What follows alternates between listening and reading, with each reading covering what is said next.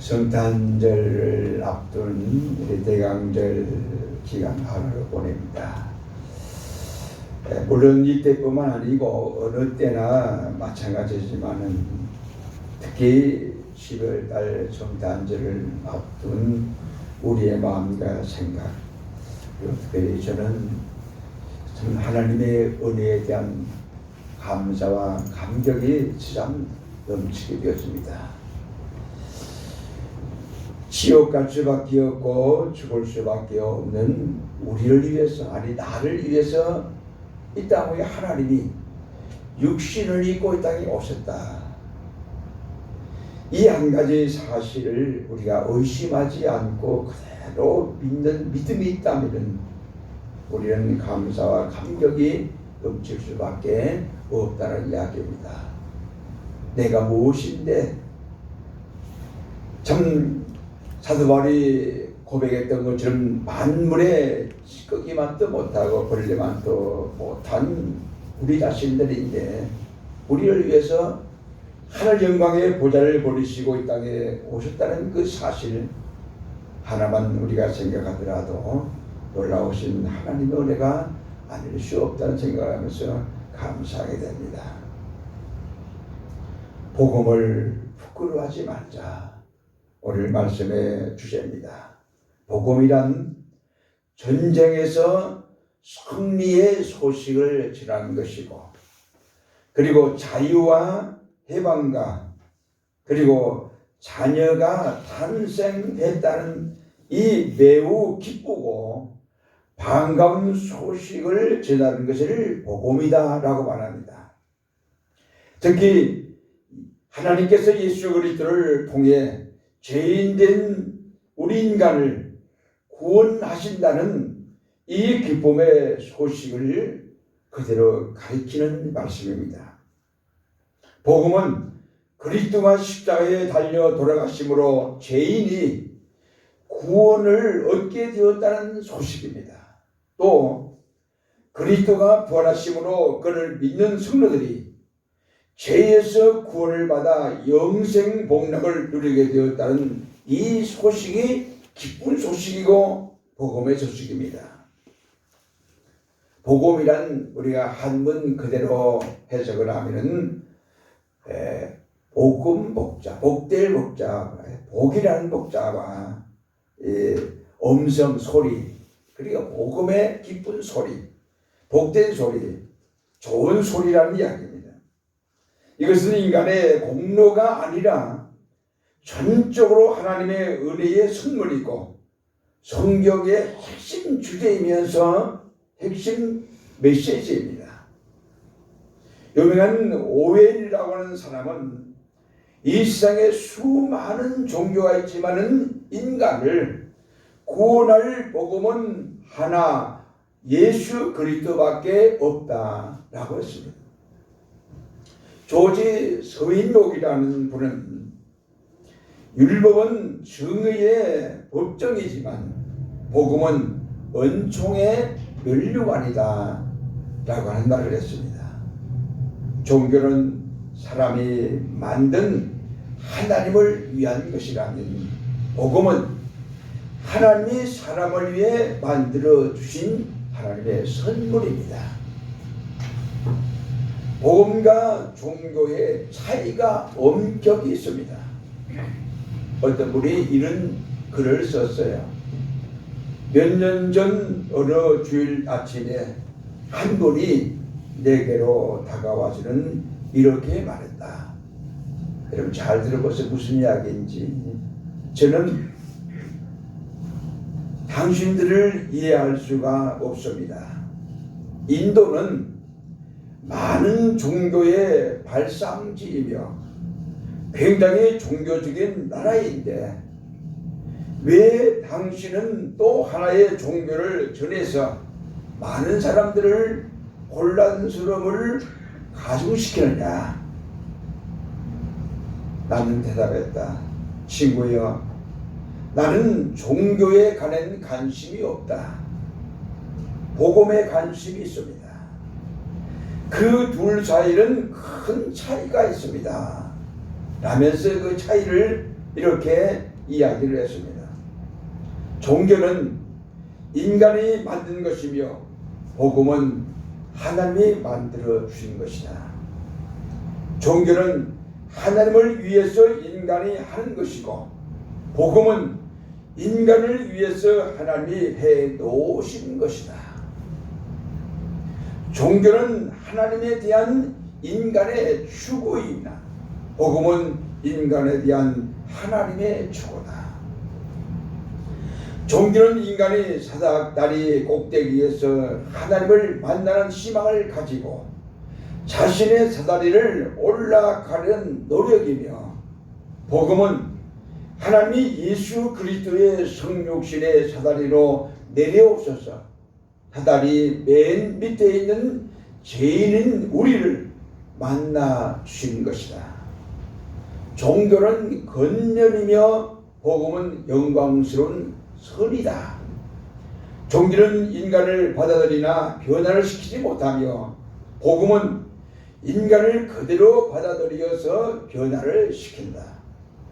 종교는 외적인 개혁의 목적이 있지만 복음은 내적인 변화를 목표로 한다. 종교는 회개의 시계 실현하며 복음은 시계 씻어준다. 종교는 가끔 속임수가 되며 복음은 믿는 모든 자를 항상 구원에 이르게 하는 하나님의 능력이다 라고 말을 했습니다. 한마디로 주님에는 많은 종교가 있지만 복음은 오직 하나뿐이다 라는 말입니다. 복음은 인생을 바꾼다는 말이 있습니다. 가난한 집에서 태어난 흑인 제프 앤더스라는 분이 있습니다. 어려서부터 좀 안 좋았어요. 도둑질도 잘하고 손버릇이 나빠서 별명이 제풀이라고 별명이 붙였습니다. 학교도 그만두었어요. 그러다가 마약에 빠지게 됩니다. 그리고 마약을 판매를 해요. 그러다가 24살 때 되는 해에 19년 7개월의 형을 선고받고 감옥에 갇힙니다. 누구나 낙심과 자진할 수밖에 없는 그런 어려운 상황에 처한 겁니다. 근데 감옥에서 복음을 들어요. 말씀을 듣습니다. 그리고 믿음을 가지게 됩니다. 그의 소망을 갖기 시작했습니다. 그리고 모든 환경을 긍정적으로 보기 시작했고 최악의 환경에서도 희망을 잃지 않았습니다. 교도들에서 이 앤더슨이 맡은 일은 재소자들이 가장 하기 싫어하는, 가장 꺼리는 설거지를 하는 일이었어요. 자처를 한 거예요. 1,500명이 먹는 그릇을 닦아야 하는 일이었습니다. 근데 설거지가 요리에 눈을 뜨게 한 겁니다. 그런 어깨너머로 요리법을 적어두었다가 외우고 주방에 거드는 일을 하면서 요리를 나름대로 배우기 시작을 합니다. 신문에 요리사들 이야기를 읽으면 잠을 못 이룰 정도로 그게 깊이 빠졌어요. 그리고 그는 변화되기 시작했습니다. 그리고 모범수로 19년 7개월 형을 받았지만은 다 살지 않고 형기를 줄여서 출소를 하게 됩니다. 그리고 로스앤젤레스의 한 식당에서 접시 닦는 일을 시작을 합니다. 요리사 경력을 쌓기 위해서 여러 호텔에 입사 원서를 내서 일을 하기 시작을 합니다. 그렇게 세계적인 요리사가 되겠다는 꿈에 간절하게 매달린 결과 놀라운 결과가 나타난 겁니다. 미국 가면 라스베가스라는 곳이 있습니다. 거기 가면 호텔이 굉장히 많아요. 유명합니다. 여러분 밤에 가면은 네온사인이 시황찬란해요. 거기에 그 벨라지오라고 하는 그런 호텔이 있는데 그 호텔의 최초의 흑인 총 주방장이 됩니다. 이 호텔이 얼마나 크냐. 라스베가스에서 제일 크다고 해도 과언이 아니에요. 객실이 몇 개인가 하면은 3,933개나 되는 객실이에요. 여러분, 우리나라에 아무리 큰 호텔도 몇백 개에 불과합니다. 3,900개가 넘는 4,000개에 가까운 그런 객실 가진 어마어마한 호텔에 주방장이 돼요. 저도 오래전에 94년인가 라스베가스 가본 적이 있는데 그 벨라지오 호텔이 그 라스베가스 딱 들어서면 정면에 딱 보여요. 어마어마하게 커요. 그 호텔에 투숙하는 사람들이 뭐라고 그러냐, 또 오고 싶다. 그리고 신혼여행하는 사람들이 꼭 벨라지오 호텔에 가서 신혼여행을 갔다 오고 싶다라고 얘기를 한다고 합니다. 그만큼 참 세계적인 그 대호텔에 밥을 만드는 식당에 주방장이 된 거예요.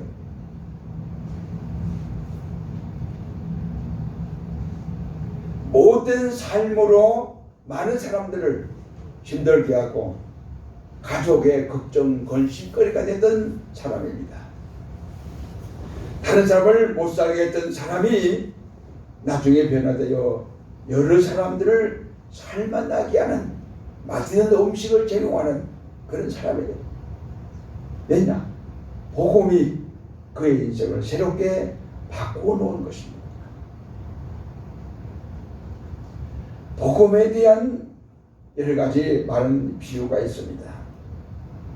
20세기 최고의 천재라고 불리는 철학자가 있습니다. 화이트 헤드라는 사람인데 동양 철학하고 서양 철학을 한때 모아서 세계적인 명성을 높인 사람입니다. 이 사람이 옥스퍼드 대학이 낳은 최고의 인물이라고 손을 꼽는 사람입니다. 어느 날 자동차를 몰고 가다가 길에서 아주 힘들어하는 어떤 아주머니 한 분을 보고 자동차를 세워서 그 아주머니를 태워드렸어요. 자동차에 올라탄 아주머니가 웃으면서 이런 이야기를 합니다. 이렇게 지나가는 사람에게 친절을 베푸시는 것을 보니까 예수님을 믿으시는가 봐요 라고 했어요.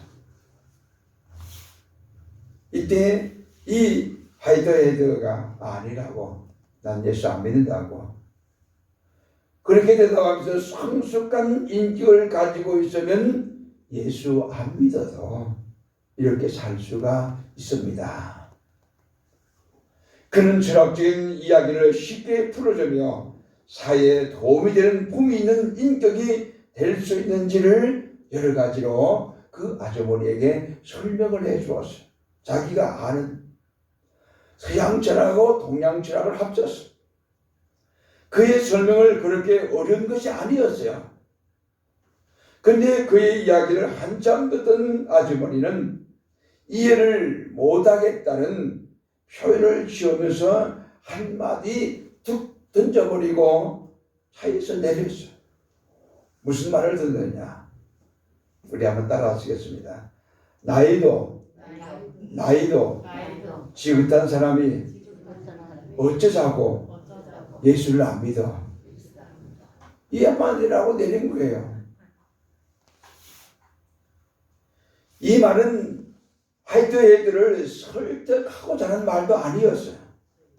논리적으로 설명해 주는 것도 아닙니다. 그리고 논쟁을 하자는 것도 아니었어요. 그럼 뭐냐? 이 아주머니 속에 있는 신앙과 인격에서부터 나오는 고백이고 아주머니가 존재하는 존재 가치로부터 나오는 외침이었어요.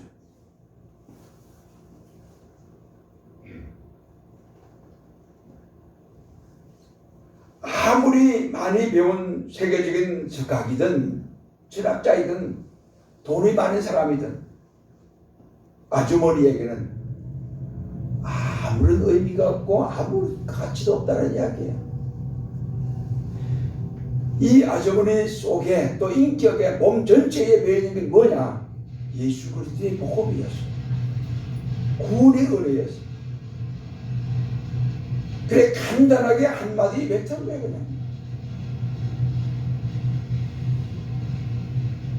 아주머니 속에 있는 것은 오직 이것이었습니다. 나이 지극히 든 사람이 예수님 앞에서 설 날이 얼마 남지 않았는데 어쩌자고 예수를 안 믿느냐고 그 말이에요. 이건 이 아주머니가 어떤 해석을 하려고 막 한 것도 아니에요. 이 아이도 헤더가 설명했던 철학적인 이야기도 아니에요. 그냥 이 아주머니 몸 전체에 배어있던 그대로가 나와서 한마디 던진 것 뿐이에요. 베드로와 요한이 나면서부터 안전병이 미문에 앉아서 구하는 그 사람에게 우리에게 은과 금은 없지만 내게 있는 것은 내게 주노니 나사렛 예수 그리스도 걸으라고 하는 그 한마디 말과 마찬가지입니다. 이것이 진리입니다.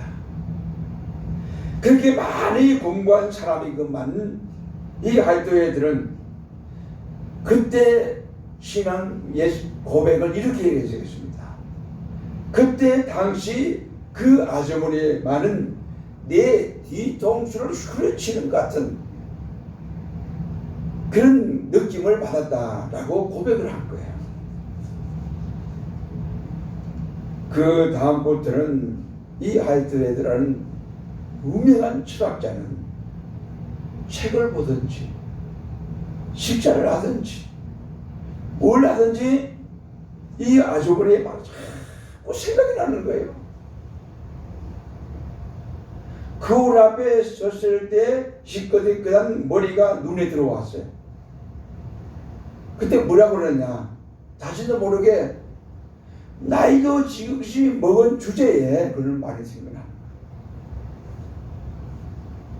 견딜 수가 없는 거예요. 그는 결국 그 주일에 예배를 드리러 옥스퍼드 대학에 있는 대학교에 책국 시간에 예배 시간에 참석합니다. 아주머니가 믿는 예수님이 도대체 누군가? 예수님을 정말 알고 싶어서 갔는데 정말 복음을 듣게 된 거예요. 할렐루야. 따라 하시겠습니다. 어쩌자고 예수를 안 믿어. 여러분 전도하는 거 간단해요. 지나가는 사람 붙잡고 얘기하세요. 따라 하시겠습니다. 어쩌자고 당신은 예수를 안 믿습니까? 그 한마디 하고 그냥 가버리세요. 그럼 여러분 뭐라고 그러겠어요? 미친 사람이라고 그럴 거예요. 그냥 미친 사람의 소리가 생활 속에 자꾸 기전을 때릴 겁니다. 도대체 예수가 누구냐고. 그럼 어디로 가겠죠? 교회에 올 거예요. 할렐루야. 자, 오늘 본문에 하나님께서 믿는 사람들에게 구원의 은혜를, 구원의 능력을 주신다는 약속이 있는데 그 약속을 믿으라는 이야기입니다. 오늘 본문의 말씀은 수신자, 이 말씀을 바울이 기록했는 누구에게 보내는? 로마 교회에 보낸 겁니다. 로마 교회는 로마 사람이 다른 지역으로 갔다가 예수를 믿고 로마로 돌아와가지고 로마에 있는 그 로마인들이 모여서 세운 교회가 로마 교회입니다. 사도들이나 어떤 예루살렘의 지도자들이 로마에 가서 교회를 세운 교회가 아니에요. 로마인들 성신도 예수 믿는 사람들이 교회를 세운 교회가 로마 교회입니다. 그러니까 로마 교회는 바울이 복음을 전하기, 로마서를 전하기 전에 체계적인 교회가 아니었어요. 그냥 무조건 예수 믿는 사람들이 모인 곳입니다. 자발적으로 세운 교회입니다. 성경과 기독교의 복음에 대해서 잘 알지 못하는 교회였어요. 바울이 그 소식을 들은 겁니다. 그러면서 명쾌하게 그 대답을 기록해서 보낸 것이 로마서입니다. 복음을 부끄러워한 로마 교회에 복음을 부끄러워할 것이 아니라 구원을 주시는 하나님의 능력이라고 바울이 이 로마서를 기록해서 보낸 겁니다. 복음은 하나님의 선물입니다. 복음은 믿음을 요구합니다. 복음을 믿으라 요구합니다. 복음을 믿으면 구원을 받아 하나님의 자녀가 되는 줄로 믿습니다. 복음의 우선소리는 먼저 유대인 선민이고 그 다음에 헬라인과 이방인들이 순서에 따라서 참 복음이 예루살렘 유대인부터 시작을 했거든요. 복음에는 하나님의 의가 나타나서 예수 그리스도를 믿는 자들을 의롭게 여기셔서 심히 너는 의롭다라고 선포한다는 이야기예요. 복음을 받아들이는 순간 하나님께서 믿음을 주셔서 초보적인 믿음에서 성장하는 믿음으로 점점 나가도록 만들어요. 복음이신 예수를 믿지 않으므로 구원을 못 받고 저주 아래서 고생하며 살다가 지옥 가게 됩니다. 그러나 로마 교회는 바울 사도가 지난 복음으로 성숙한 성도가 되어서 오직 의인처럼 믿음으로 승리하는 삶을 살았던 교회가 로마입니다. 바로 바울이 지난 이 복음서가 로마 교회를 교회답게 만들었고 결국은 로마가 기독교 국교가 되는 근본이 되게 만드는 거예요. 사도행전 20장 24절에 바울이 이런 고백을 합니다. 내가 복음을 증언하는 일을 마치려 하면은 나의 생명조차 조금도 귀한 것으로 여기지 아니하노라 그랬어요. 갈라디아서 1장 7절과 8절에 다른 복음은 없나니 천사라도 너희에게 전한 복음 외에 다른 복음을 전하면 저주를 받을지어다. 예수 그리스도 외에 복음이 없다는 이야기예요. 마가복음 10장 29절과 30절에 복음을 위하여 집이나 정계나 전투를 벌인 자는 현세에서 100배나 받되 박해를 겸하여 받고라고 했습니다. 여러분 우리도 성경에 말씀하신 대로 하나님께서 믿는 자에게 구원의 능력을 준다는 사실을 그 약속을 믿으시기 바랍니다. 버릴 게 있습니다. 따라 하시겠습니다. 하나님께서 주신 구원의 복음을 부끄러워하지 말자. 이 무슨 말인가 하면은 예수 믿는다는 걸 부끄러워하지 말라는 이야기예요. 교회에 나가고 교회 다니고 주일날 예배를 올 때 전혀 부끄러워하지 말라는, 당당하게 교회 나오라는 이야기입니다. 예수 믿는 걸 부끄러워하는 경우들이 있어요.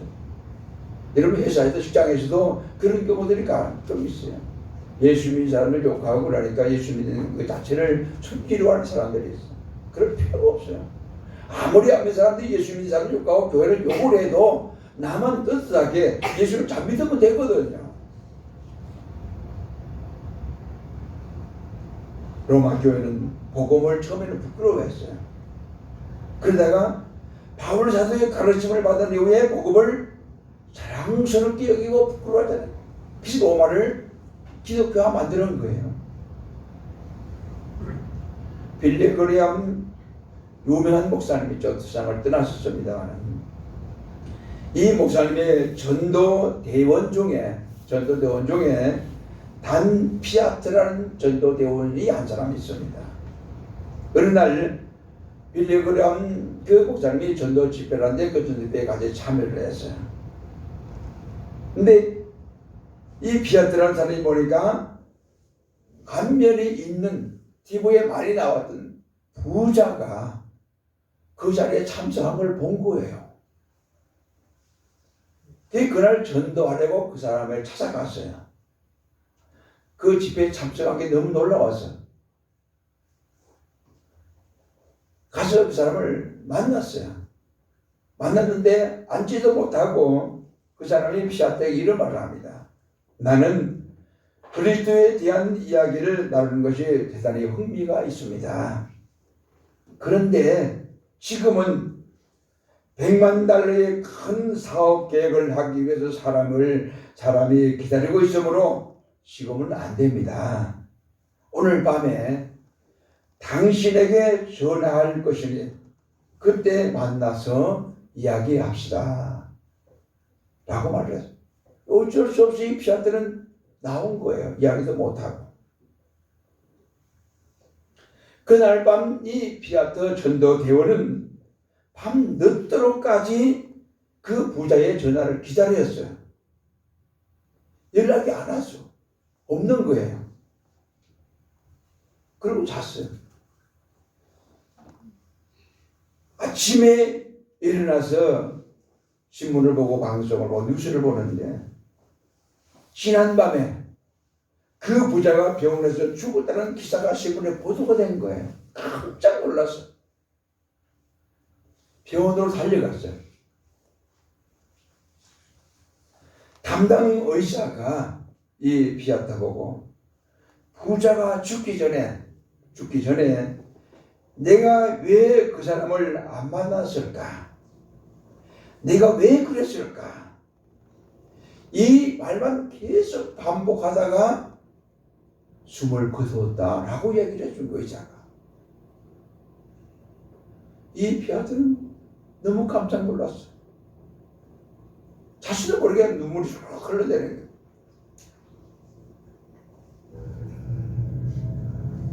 어제 저녁에 만나서 아무리 바빠도 이것보다 더 바쁜 게 없다고 얘기하고 복음을 전해야 되는데 그걸 못한 거예요. 지금이라는 때를 놓치면 이미 늦습니다. 내일은 아니 잠깐 후도 지금은 아니에요. 기회란 누구에게나 주어지는 것이지만은 이를 이용할 줄 모르는 자에게는 아무리 좋은 기회라 할지라도 아무런 가치가 없어요. 무가치 한 겁니다. 사도 바울이 고린도 교회에게 뭐라고 그랬어요? 지금은 은혜 받을 만할 때요 구원의 날이야. 지금 우리가 사는 이 시대가 은혜 받을 때. 지금은 예수 그리스도가 이 땅에 오신 대강절 주일날 대강절에 대한 말씀을 통해서 은혜 받을 때라는 이야기입니다. 이 은혜 받고 구원의 확신을 가지고 믿음으로 살 때가 바로 지금이라는 이야기. 지금을 놓치면 더 이상 기회는 오지 않는다는 이야기입니다.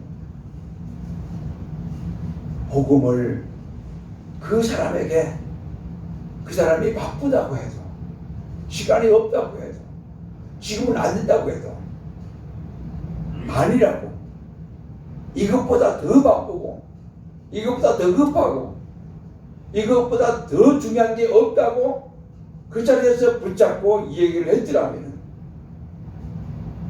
이 피아토라는 사람은 후회를 했다는. 그리고 그 다음부터는 복음을 전하기 위해서 사람을 만나러 가시는 아무리 냉정하게 박대해도 그 사람을 끝까지 붙잡고 복음을 전했다는 이야기입니다. 여러분 우리들도 복음을 부끄러워하지 말고 바울 사도의 가르친 대로 복음을 자랑스럽게 여기시기 바랍니다. 취할 게 있습니다. 따라하세요. 하나님께서 주신 구원의 은혜에 감사하며 믿음으로 살아가자. 로마 교회는 예수 그리스도의 복음을 믿을 때 하나님께서 주신 구원의 은혜를 감사하면서 바울의 가르침을 받고 열심히 살았습니다. 보리스 콘벨트라는 분이, 이 사람은 소련에서 살던 유대인 의사였습니다. 예수님이 돌아가신 후에 이스라엘 나라가 없어져 버렸어요. 유대인들은 전 세계적으로 흩어집니다. 그게 1948년까지 계속돼요. 자기들 나라 팔레스타인으로 돌아가질 못한 거예요. 나라가 없어져 버린 거예요. 이 사람도 그런 사람 중에 한 사람이었어요. 소련을 장악했던 공산주의자 스탈린은 자기를 신이라고 그랬거든요. 근데 이 유대인 의사는 신이 아니라고 얘기를 합니다. 그게 스탈린이 화가 나가지고 이 사람을 감옥에 가둬버렸어요. 감옥에 갇혀 있으면서 이 사람에게 임무를 주는데 무슨 임무를 주느냐? 죄수들이 병으로 죽지 않고 일하다 죽도록 만들어라는 것이었어요.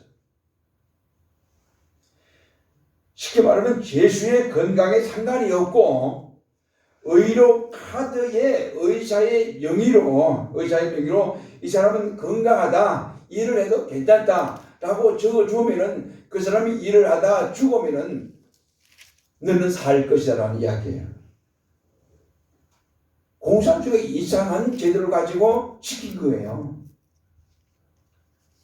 그게 쉽게 말하면 아무리 아파도 죽을 병에 걸려도 이 사람은 건강하다고 이 의사가 처방을 내려야 한다는 이야기예요. 치료는 형식적이에요. 그러다 보니까 이 사람이 인간성이 지금 마비되기 시작하는 거예요. 유대인이니까 하나님을 믿잖아요. 하나님을 믿는 사람으로서 마비가 돼버린 거예요.